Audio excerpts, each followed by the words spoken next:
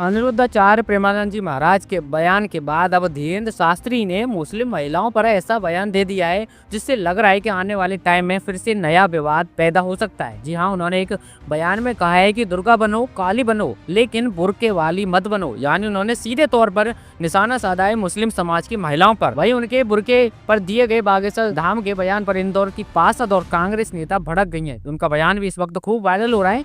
क्या है पूरा मामला, चलिए जान लेते हैं। इंदौर शहर में कांग्रेस की एक महिला पार्षद बागेश्वर धाम के पीठाधीश्वर पंडित धीरेन्द्र कृष्ण शास्त्री के दिए गए उस बयान पर भड़क गईं, जिसमें उन्होंने हिंदू धर्म की लड़कियों से कहा है कि दुर्गा बनो काली बनो लेकिन बुर्के वाली मत बनो। महिला पार्षद ने इसे मुस्लिम धर्म की महिलाओं का अपमान बताया और कथावाचक द्वारा अपने बयानों में बार बार मुस्लिम समाज को निशाना बनाने पर भी आपत्ति जताई है। इसके साथ ही ऐसे आपत्तिजनक बयानों पर चुप्पी साधने वाले अपनी ही पार्टी के वरिष्ठ नेताओं के रवैये पर भी उन्होंने बड़े सवाल खड़े कर दिए हैं।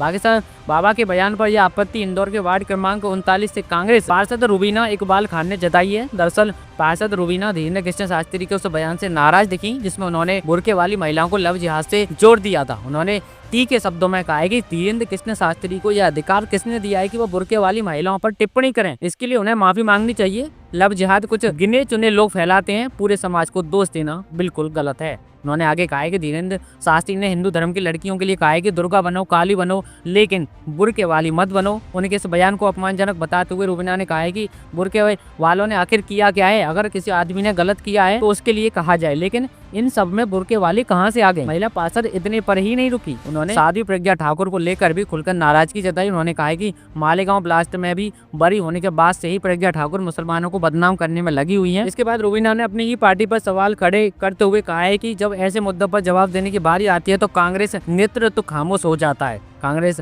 पार्षद ने पार्टी के वरिष्ठ नेताओं राज्यसभा सांसद दिग्विजय सिंह, प्रदेश कांग्रेस अध्यक्ष जीतू पटवारी और पूर्व मंत्री और दिग्विजय के बेटे जयवर्धन सिंह पर भी सवाल उठाए हैं। रुबीना ने कहा है कि मुसलमान क्या सिर्फ वोट देने के लिए ही होते हैं? क्या चुनाव के समय तो आप मुस्लिम धर्म के वोट तो बटोर लेते हैं, लेकिन जब इस प्रकार की टिप्पणी होती है तो कहाँ चले जाते हैं? वे धीरेन्द्र कृष्ण शास्त्री और साध्वी प्रज्ञा ठाकुर जैसे नेताओं के विवादित बयानों पर चुप क्यों रहते हैं?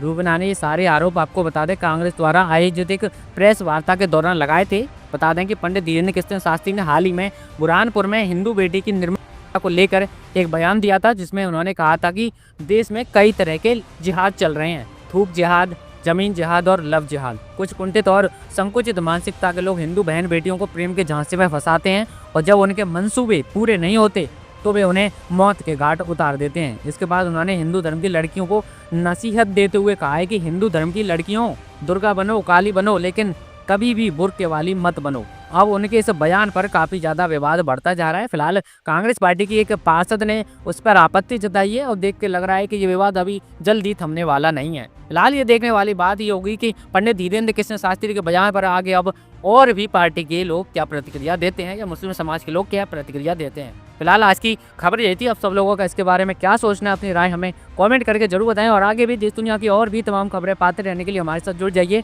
वीडियो को लाइक करके चैनल को सब्सक्राइब भी कर लीजिए। चलिए जल्दी मुलाकात होगी अगली किसी और खबर के साथ। तब तक के लिए नमस्कार, जय हिंद।